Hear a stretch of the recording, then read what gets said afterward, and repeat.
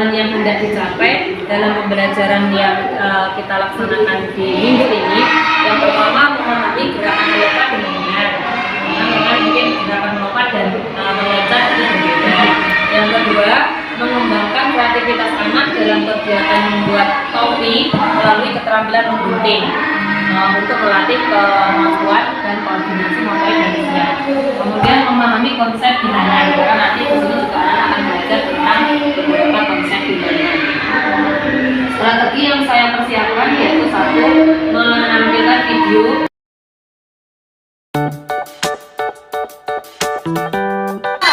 Oh ya, salah kasus murid. Lompat 2. Nah, hati-hati keseimbangan. Ya. Lompat lagi di bilangan. Loncat 2. Awas keseimbangannya ya. Pakai nunggak biar tidak jatuh. Boleh ada suara ngobrol. 2. Tidak boleh tidur. Tidak boleh main sendiri. Apalagi harus menirukan. Maju. Tidak lari-lari sendiri. Oke. Mencari satu, mencari dua, mencari tiga, mencari empat, mencari lima, mencari semua. Ayo anak-anak kita berdoa. Yang pimpin doa hari ini. Dipersilakan nomor absen 3.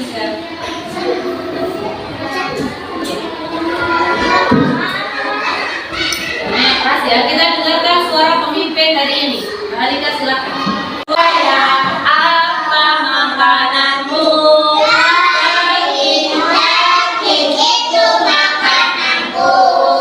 Buaya, buaya di mana hidupmu?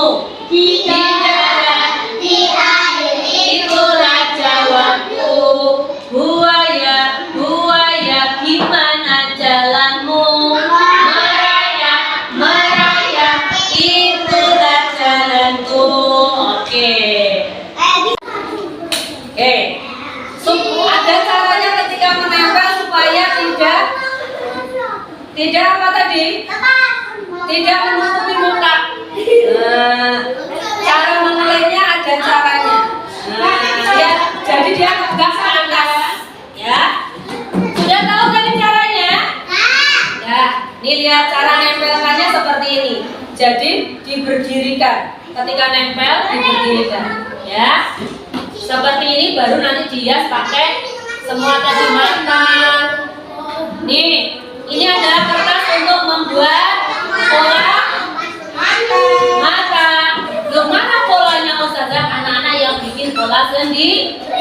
Mata bentuknya apa toh? Bulat. Buaya punya bagian tubuh apa saja tadi? Mata,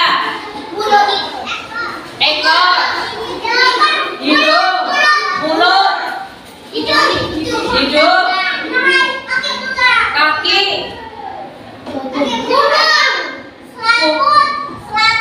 nah kakinya berselaput, gigi, nah satu lagi giginya nanti jangan lupa, ini ada giginya. Kalau nanti giginya lupa bukan kayak buaya lagi, sesuai pola loh ya.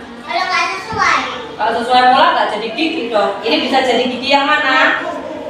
Oke, udah bisa jadi dapat. Ini juga sudah bisa jadi dapat gigi. Ya, oke. Dari satu ini sudah bisa jadi dapat gigi atas sama gigi bawahnya. Ya, oke. Nanti akan dibagi alat dan bahannya. Ya, oke.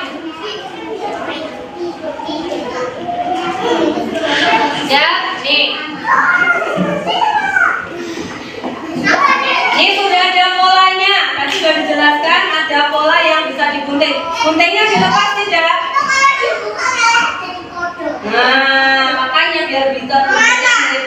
Misalnya guntingnya mirip bisa dijelaskan. Oke, dibagi bahannya satu per satu.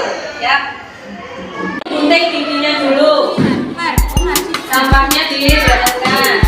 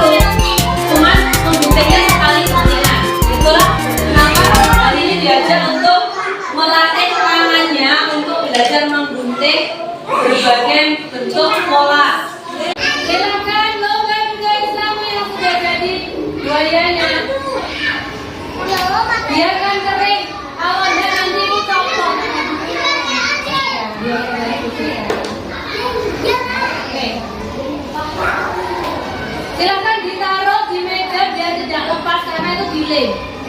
Ya. Nah, kembalikan alat belajarnya. Ya, kembalikan alat belajarnya.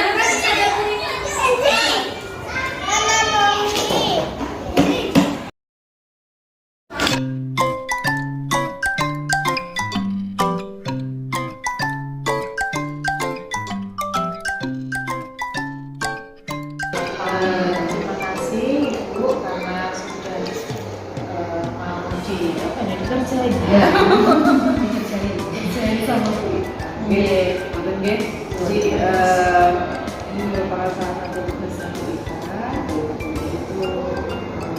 dalam rangka supervisi akademik organisasi. Jadi kemarin mungkin dari Bu Kamilatu sudah melakukan pada observasi kelas. Nah ini sekarang kita akan melaksanakan kegiatan pasca observasi. Nanti mengalir saja, saya akan mengamati. Siap. Terima kasih. Terima kasih waktunya. Terima kasih Bu Sisi atas waktu dan kesempatannya. Saya langsung saja Ustazah Puri kemarin hari Rabu tanggal 8 Maret sudah melaksanakan FPP-nya. Temanya apa Ustazah Puri? Temanya kemarin kita ambil untuk topiknya binatang ciptaan Allah. Untuk subtopiknya membahas tentang binatang buaya. Setelah membuat FPP ini Ustazah Puri, bagaimana pelajaran yang diambil Ustazah Puri dari FPP yang Ustazah Puri buat ini? Dari FPP ini Ustazah Puri ambil pelajaran. Oke. Untuk terutama saya ambil karena memangnya dikarenakan pelajaran untuk saya ini apa Iya. terkait mungkin pembelajaran apa yang saya peroleh ketika kemarin saya memberikan pembelajaran kepada anak dari buku satu bahwa memang masing-masing anak punya cara belajar masing-masing. Jadi itu terlihat karena dari beberapa kelas mungkin pemahaman cara ketika memang saya sampaikan itu ada beberapa yang memang menerimanya belum secara keseluruhan gitu ya. Ada yang sudah seperti itu menjadi catatan bagi saya bahwa memang setiap anak memiliki cara belajar masing-masing. Itu pelajaran pertama untuk saya. Jadi ketika memberikan atau menyampaikan secara cerita ataupun secara demonstrasi ada tambahan atau mungkin ada new idea dari masing-masing guru kelas, itu juga menjadi catatan bagi saya bahwa memang cara atau proses belajar anak itu memang masing-masing seperti itu, berbeda.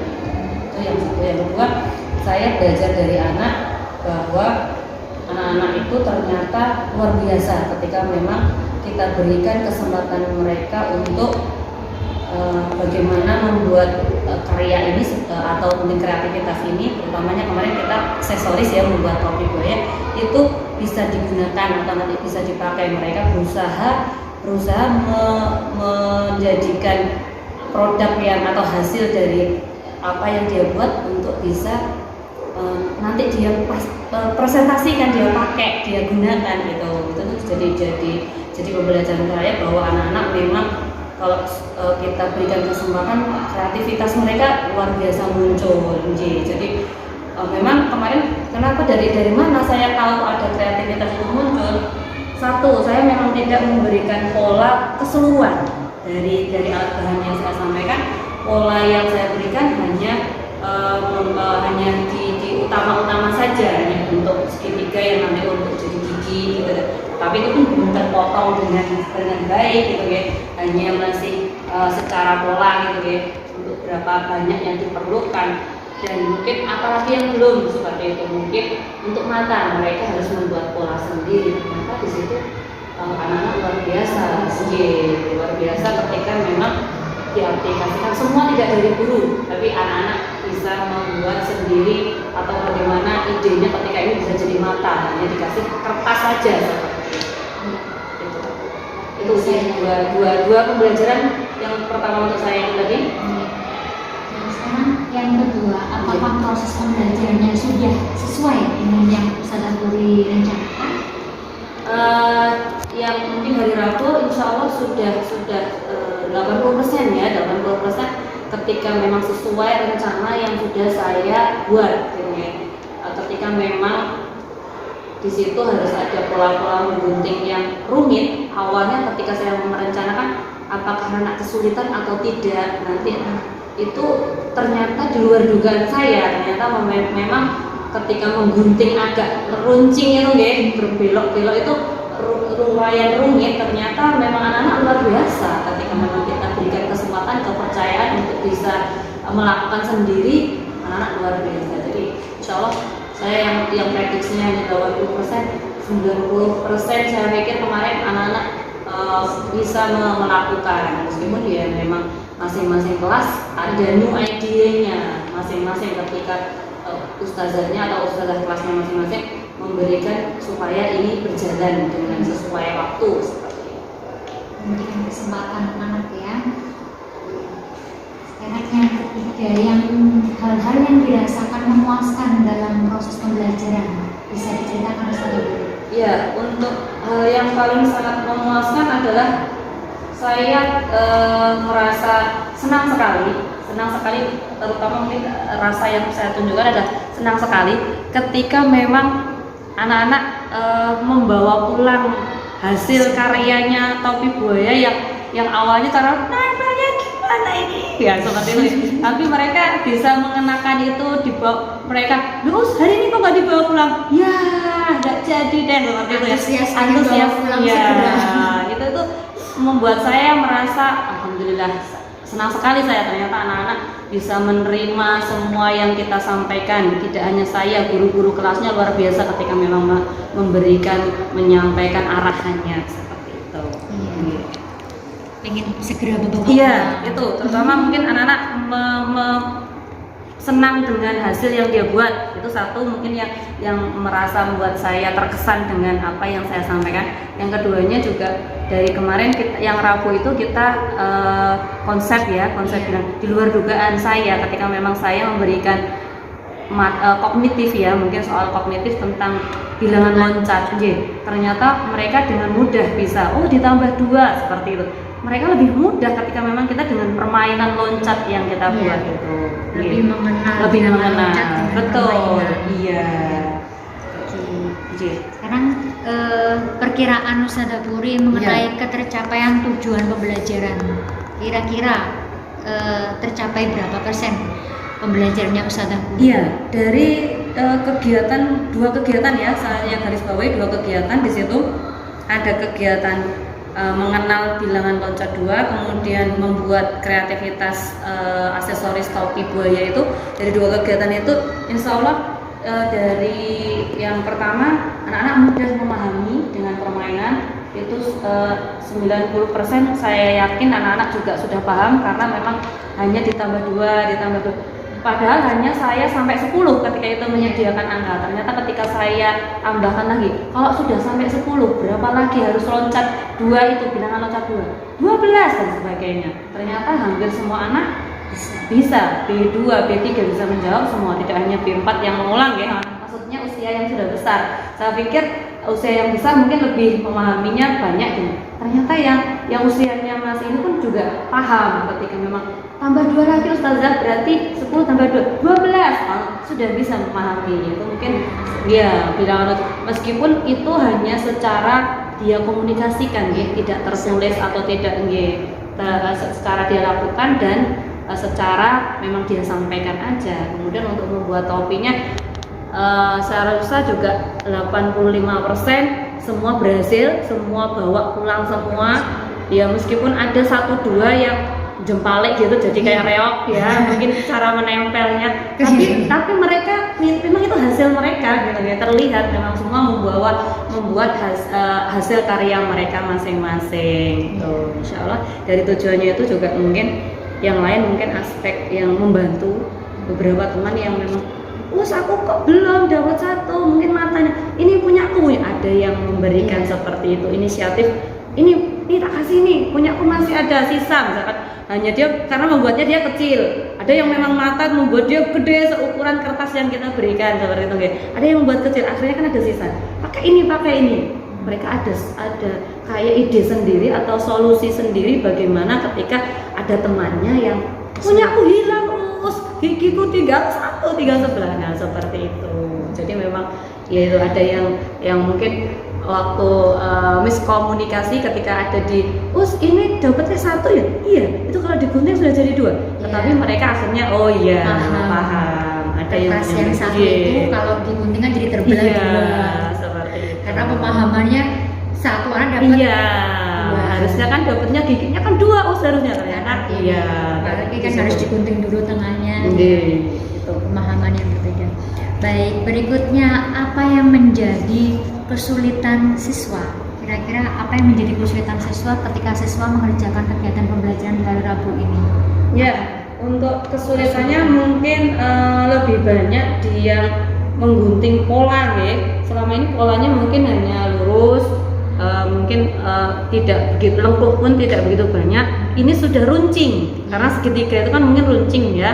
Jadi mungkin banyak yang memang kebablasan ya itu ya. Mungkin itu yang bisa kreativitas atau keterampilan mengguntingnya perlu ditingkatkan lagi karena mungkin di jenjang selanjutnya kan mungkin lebih banyak lagi nanti mungkin pola-pola menggunting yang seperti itu. Lagi diguntingnya banyak ya. Banyak. Dan kesulitan lagi mungkin yang mungkin usia yang digunting jumlahnya tidak satu. Ada pola mata yang lingkaran, kemudian yang gigi, kemudian yang pola kepala. Nah, banyak nih. Kemarin itu memang kreativitas atau keterampilan mengguntingnya saya tekankan memang ada 1, 2, 3, hampir 3. Nah itu mata, gigi, pola kepala. Ya. Betul, ada 3 ada poin menggunting. Iya. Jadi memang itu mungkin yang jadi tingkat kesulitan anak-anak. Tidak semua anak juga bisa ke semuanya. Mungkin polanya oke, sudah jelas besar gitu ya. Yang mata mungkin karena memang dia sendiri yang membuat gitu kan sebentuk-bentuknya, meskipun tidak jadi lingkaran akhirnya jadi melenjo atau gimana gitu ya, tetapi bisa karena memang bentuknya hanya bulat. Kemudian yang paling ini ya yang tadi yang segitiga itu yang untuk gigi itu posisinya harus runcing-runcing seperti ini dan dan memang saya buat tingkat kesulitannya satu kertas itu akan bisa jadi 2 seperti itu. Jadi usia yang memang masih di bawah ini ya, di bawah standarnya di TKP masih ya memang ini harus ustazahnya yang memberikan kayak gimana motivasi dan sebagainya. Kemampuan mengguntingnya. Kalau itu tadi kan kesulitan dari siswa dari saya. Kalau kesulitan yang dialami Ustazah Puri saat mempersiapkan RPP ini mungkin. Betul. Tentunya mungkin saya juga manusia biasa nih, ketika memang mempersiapkan alat dan bahan, terutama di situ itu mungkin membuat saya juga harus prepare waktu, ya itu membagi waktu, memanajemen waktu saya sendiri, yang terkadang ya saya tuh juga mungkin terlewat gitu ya, ada kalanya terbengkalai, ada beberapa karena memang kesibukan gitu ya, harus saya selesaikan juga untuk alat dan bahan. Karena apa? Karena sejumlah anak yang di kelompok B gitu.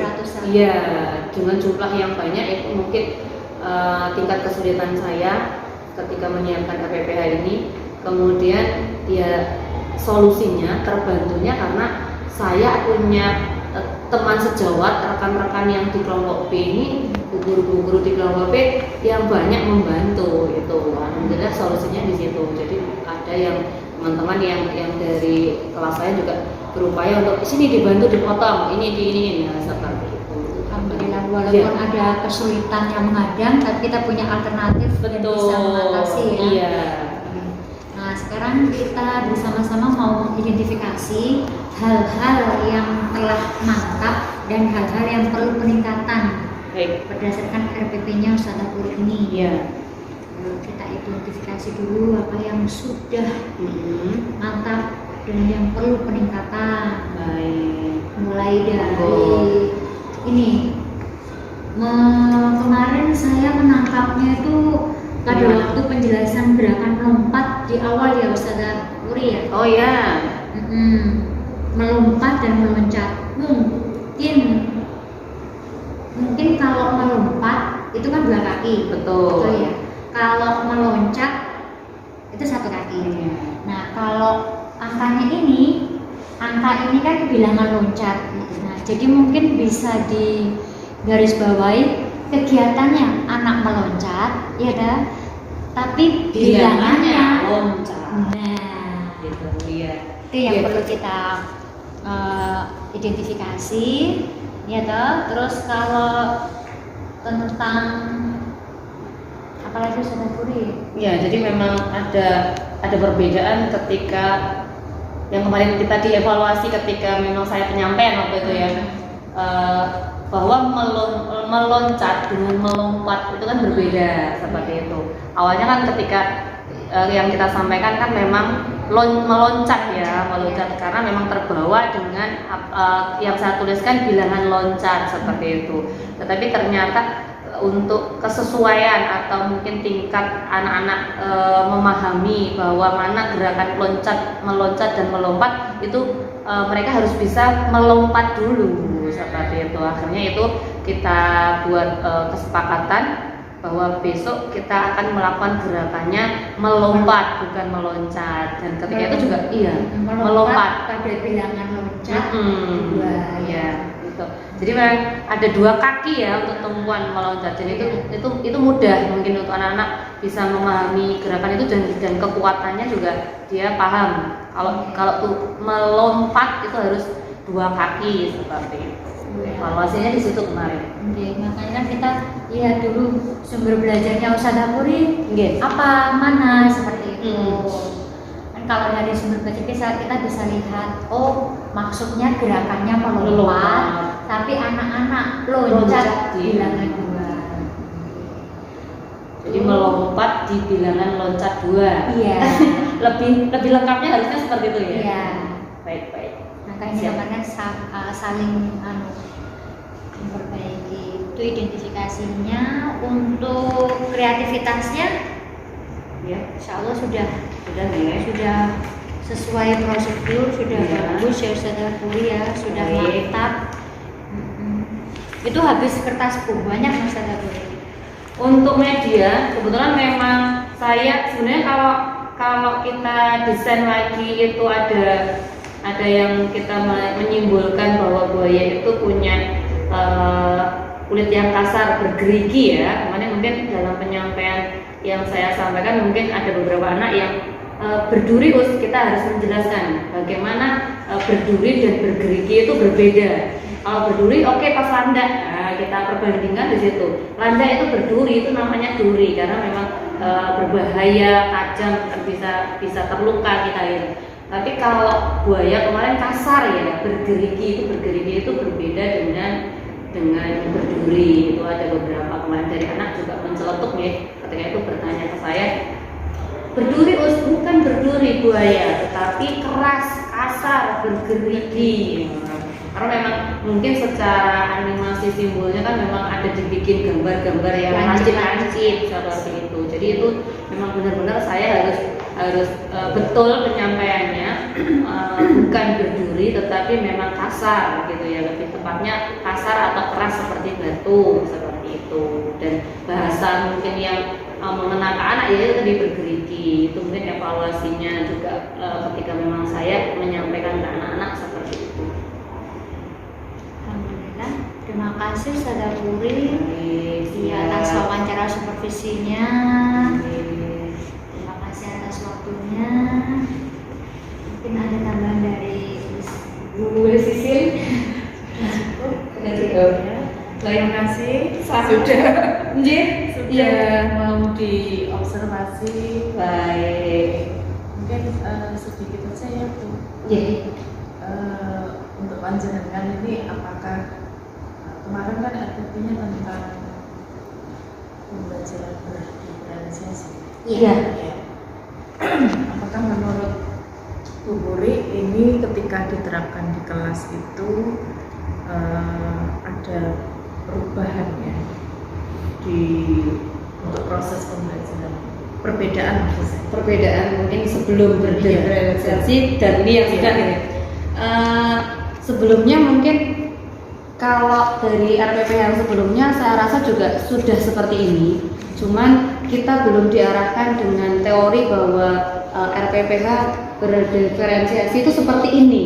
Tapi insya Allah selama sebelum saya disampaikan, diberikan sosialisasi Ustazah Ulin dan Ustazah Sari kemarin, bagaimana kok RPP yang sebelumnya kita juga sudah seperti ini, sudah mengalami beberapa seperti ini, dan memang kita lebih mengedepankan ada yang sumber belajar yang harus anak-anak kita juga berikan, itu juga harus ada sumber belajarnya. Kedua, anak-anak juga melewati proses dan ada sesuatu yang dihasilkan seperti itu insya Allah sudah sering dan mungkin memang sudah jadi ciri khas, mungkin di sini selalu menggunakan itu gitu kan. Cuman saya sendiri ternyata yang hasil itu yang ini ya itu yang konten itu yang ini, ketika kami memberikan sumber belajar, ketika kita memberikan cerita tentang cerita anak yang kita jadikan sumber belajar itu ya, itu insya Allah juga yang berbeda di situ ya. Dulu kita hanya sumber belajar secara intern guru gitu ya, mungkin guru antara guru yang satu dengan guru yang lain, ini loh nanti sumber belajarnya itu dilampirkan, kemudian videonya ini loh ya, nanti itu kita share, kita briefingkan, itu sudah. Cuman yang sekarang lebih dimantapkan lagi itu untuk konten itu yang cerita, jadi literasi itu disampaikan dulu ke anak-anak, kita akan mendengarkan ini dulu. Tentang apa tadi? Ini. Nah, itu yang menjadi lain dari sebelumnya. Gitu. Insya Allah kalaupun proses ataupun mungkin hasil, insya Allah anak-anak sudah melewati seperti itu. RPPH Bu Guru semua, tidak hanya saya, sudah seperti itu. Ya, yang ada satu peningkatan berbeda yang tadi yang di literasi. Ketika konten itu dulu kita hanya sesama ustazah, sesama bu guru ataupun sesama bu kepala sekolah gitu ya, yang warga sekolah. Ini sudah anak lagi ditambahkan, libatkan yang keseluruhannya. Meskipun kalau dulu itu beberapa kelas mungkin karena memang mereka senang dengan melihat video dulu gitu, ada yang ditampilkan di kelas sendiri, diputarkan dulu, itu sudah pernah ada. Tetapi kesempurnaannya, mungkin keseluruhannya itu waktu bersama-sama di sini itu baru mungkin ketika memang kami sudah mengetahui bahwa ada kurikulum merdeka seperti itu.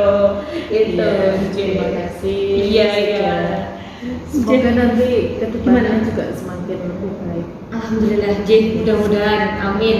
Karena memang insya Allah kami juga saya sendiri ini terutama ke saya merasakan ada perbedaan. Dulu ketika K13 kita sudah mencoba seperti ini. Ternyata alhamdulillah sekarang kita sudah tidak begitu jauh banget gitu ya. Meskipun ya kita harus belajar cepat mengikutinya gitu. Tetapi insya Allah sudah dulu kita sudah sering mencoba untuk meskipun hanya intern di kelas satu ini dia diputarkan video atau dibacakan cerita sendiri seperti itu sudah. Tetapi lebih satu tingkat lagi, ada peningkatan lagi di tahun ini, ada kurikulum merdeka, kita banyak belajar lagi bahwa yaitu tadi anak-anak perlu dilibatkan dalam hal apapun ya. Gitu. Ternyata tidak hanya sumber belajar. Dulu kan keduran itu teorimu mau sampaikan ke anak-anak, tidak. Ternyata kita hanya persepsi itu secara guru ya, maksudnya. Ternyata ketika kita libatkan anak, luar biasa. Mereka punya ide. Kita belajar ini harus belajar. Nah itu. Mungkin itu kurang lebihnya. Untuk testimoninya.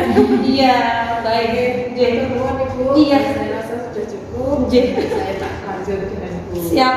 Terima kasih banyak, saya sudah dilibatkan. Tidak tahu